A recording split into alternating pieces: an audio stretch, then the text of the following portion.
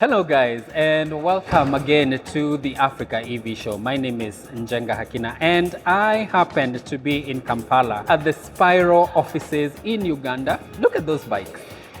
I hope you can see how much these guys are doing. We will be discussing these bikes with Robert Kaimbia, and he will be telling us about, what is happening, the iterations, and how the shift to e-mobility in Uganda is happening. They have like 150 charging stations across Uganda. Let's speak to Robert and see and hear some of the milestones they have been able to hit and what they are thinking of hitting in the next 5 years. We actually started commercial operations in May of last year. So 0 to 150 in, I'd say, under a couple of months of a year. Yeah, so that has been quite some bit of work, but it's worth a while. You've had 4 iterations of the bike. Yes. What are the improvements that you've had on these bikes from the first to the fourth? Spiro is one of those, if not the only EV company that behaves like a mobile smartphone company. Why do I say that?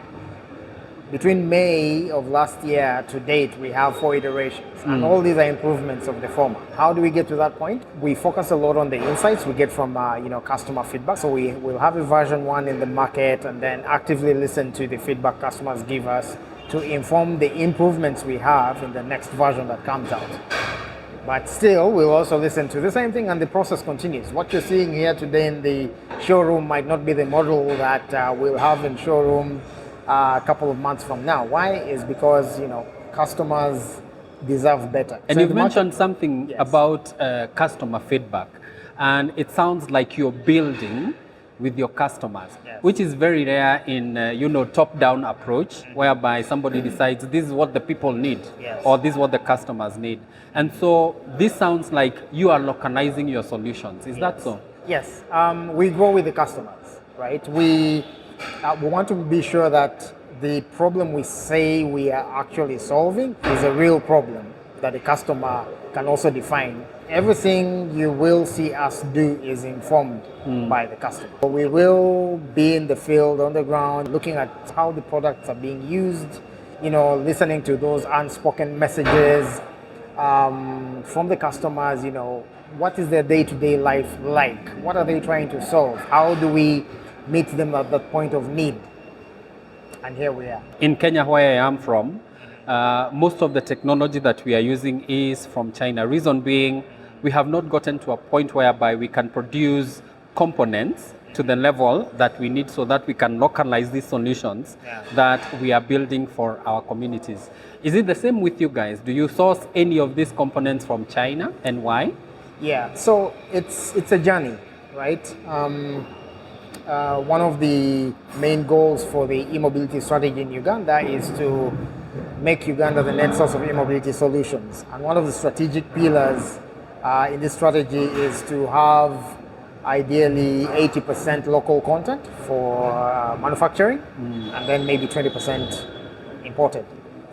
But as we get there, as we perfect, right now we source, and at the same time we've set up manufacturing and assembly plants in a place called Namave. And with that, we've been able to scale and deploy the number of bikes that we've deployed in a very short period of time. Because right now, when you perfectly define pain point and then craft a solution, your demand is going to blow through the roof.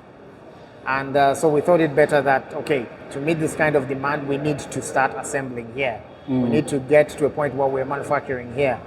And when that happens, you're going to be creating more jobs, more empowerment, that kind of thing. Which are the most imported that you get from China? Because I know in Kenya, some of the people that I've spoken with, the ECUs, things like that.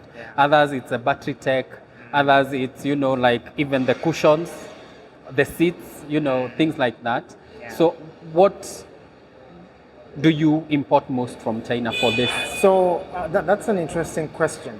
One thing I want to say is, see, when one solution crops up, you'll have a lot of ambient industries that come up around it. Yeah. When I say ambient industries, I'm talking about parts manufacturers, parts suppliers, that kind of thing. So for the first iterations that we had, you would see it would be a unique bike that its replacement parts or serviceable parts are only found in Spiro. So as we iterate, because we're saying convenience is part of our value proposition, the bikes that you see here today have got parts that are interchangeable with the bikes locally available on the market. Okay. Okay? Okay. So that means if you bought a Spiro bike today because it's got a 17-inch wheel and got a puncture in the middle of nowhere, and the nearest repair shop fixes, petrol bike parts, you can easily get a replacement tire without having to come back to us. Like for the complex parts in these bikes, things like the ECU, this is a smart bike, so most of the computerized part, IoT related parts, we do import and then put together.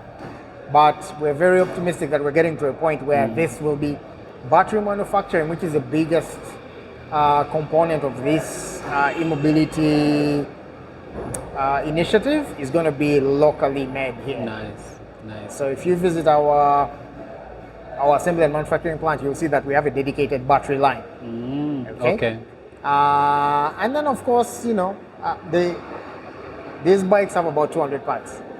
And we're looking to get to a point, and I said 80% local content, we're looking to get to a point where those 200 parts, most of them are locally coming manufactured. From here.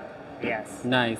Yeah. So in terms of percentage, is it 50% imported, 70%, 60, 40, 30? Right now, I would say it's more than 50. More than 50. Now. Okay. But that's not going to be like that for long, because at the end of the day, what your primary target is to avail a product that everyone can afford. And how do you get to that point? Is where you have locally sourced raw materials, locally sourced parts, all locally made parts, so that the cost of acquiring one of these is low. We can talk about buying. How do you partner with financiers for, say, a Ugandan who comes, they want a bike, but they don't have the cash up front? If you sold a nice product that people cannot buy, that would be wasted effort, right? So what we do is we offer varieties of means for which someone can purchase this product. One would be cash, but not everyone has cash up front, right? So we don't tell you, hey, you don't have cash up front, go home. No. There's always a solution beyond cash. So we also have an installment arrangement, a lease to own, and for lease to own, we basically partner with a number of asset financiers. We have Mogo, we have ASAC, we have the Border Union. We partner with banks like Centenary, and more asset financiers are coming on board. Why? Is because this lowers the barrier to entry. So most of the border riders that you see cannot afford a cash price, or maybe they will not be able to afford the entry rate for one asset financier, because maybe for one reason they've been credit scored in a certain way, because different businesses have different business rules. So we'll move them to another one, right? So essentially, we don't tell you go home. No. There's always a solution for you. There is. And that's how you build society. Is it a single battery, double battery? Or No, it's a single battery. It's a single battery. What's the range? So the range is variable. But what we tell our customers when you come here is you will comfortably get 80 kilometers, 80 to 90. We do have riders that have gotten 100, 120. Why do I say variable? Because people have different riding styles, different riding environments, different loads, and those differences will give you a different result. We have riders that are fast on the throttle. We have riders that spend the whole day carrying a 300 kilogram load of potatoes. We have riders that spend their day ferrying customers that live up on a hill. All this plays into how much you get out of your battery. And then also, things like servicing the bike. We are strong on customer education, because how you service your bike will also determine how much you get from your battery. Yeah. If your tire pressure is low, you're going to have a lot of rolling resistance, and then you'll wonder why you're not crossing the 70 kilometer range mark. So it's a cocktail of things. When it comes to the payments, Yes. I know you have said you have 4 iterations, and all of them are still in the market, right? So at any one point, when you walk into our showrooms, you'll find the latest model. So we phase out the model that came before the current one. Okay. Yeah. All right. But we still offer after-sales support. So we do have 4 models. We started with the Vio that's been phased out, Yes. but we still provide after-sales. Then we have the Spiro Econ 450 M1. The difference between that and the latest is one has spokes and the other one has an alloy wheel. Okay. The 450 M1 has a disc brake at the front, so that's the second gen. Okay. Then the third one is what we have in the showroom today. That's the Okay. Spiro Econ 400 M2. Okay.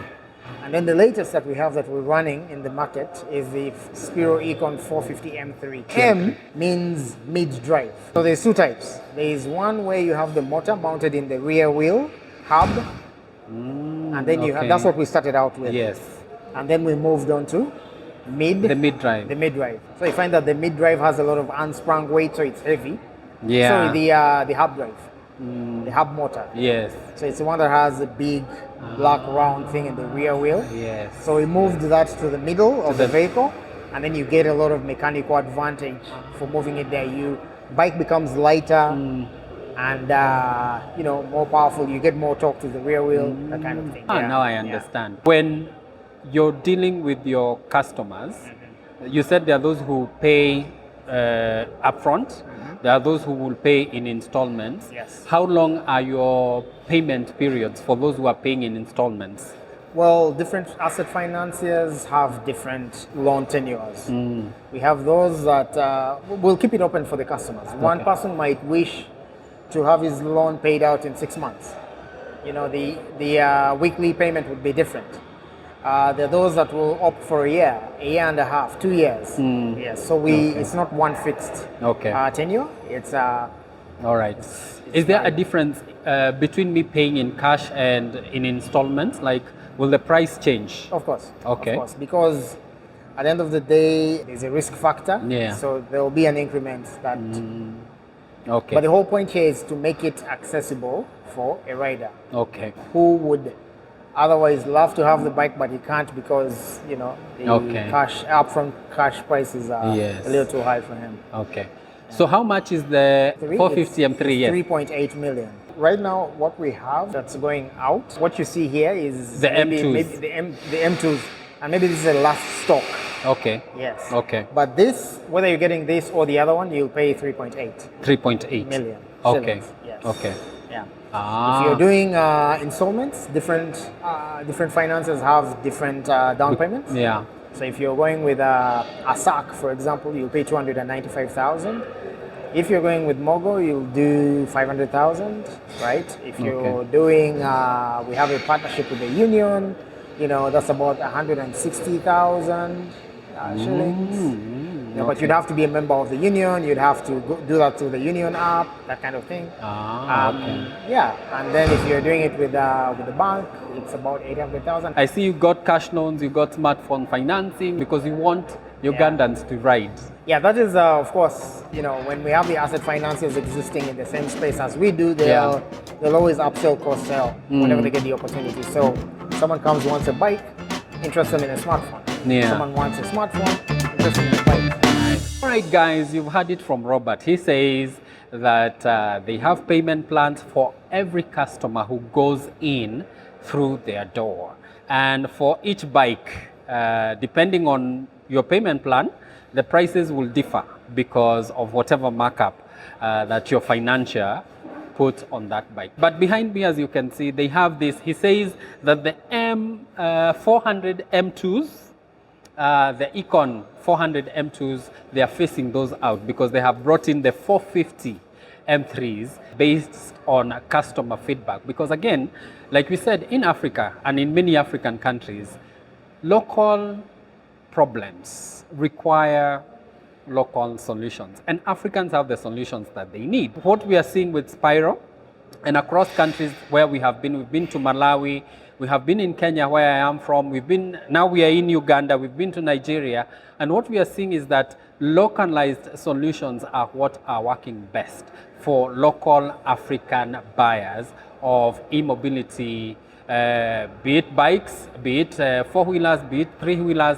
And so this way, what we are seeing with what Spiro is doing is that they are building the solutions with the consumers or with the buyers who are riding or buying their bikes. And so as we continue with this conversation across the continent, how is it then that we are going to shift and ensure that everybody gets to use a means of transport that makes economic sense in terms of fuel savings and all, and then in terms of charging infrastructure? We've heard that Spiro already has 150 charging stations, and I know these are going to increase because they've done this over the past 1 year and some, because they came here in May last year and they've already managed to do this. So imagine what would happen if this kind of solutions are scaled in terms of providing charging solutions, because that is the biggest fear that people have, that if I cannot find a charging station on the road that I use often, then it becomes a problem and a limiting factor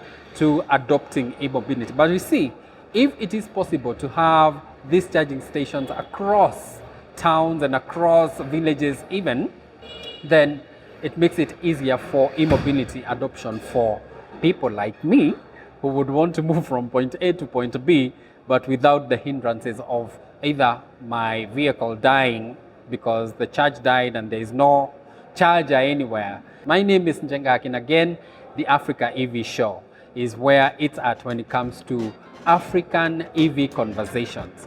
Let's keep them going. So remember to like, share, and subscribe. And always, if there is something good or great happening in your area regarding e-mobility, drop a comment and we will follow up with you, because we want to highlight these stories and keep telling our story as it is. You have a nice one.